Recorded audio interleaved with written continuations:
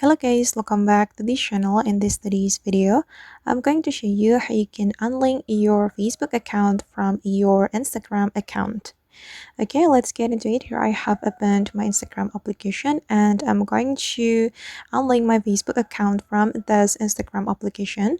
First thing first, we have to go to our profile, click on this profile button, and you have to click on these three lines on the top right and go to the account center right here. And then you have to scroll down until you find the accounts option. Review the accounts you have in this account center. Click on this option and you just need to choose like the Facebook account you want to unlink from your Instagram account.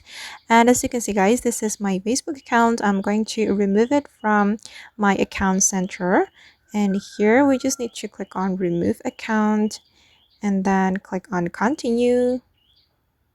Okay, and click on yes. Okay, and just wait for a moment guys, it's still loading, just hold on. Okay, and now as you can see that the Facebook account has been removed from my Instagram account, and that's how we can unlink our Facebook account from Instagram account. I hope this tutorial will be useful for you. Thank you so much for watching and see you in the next video.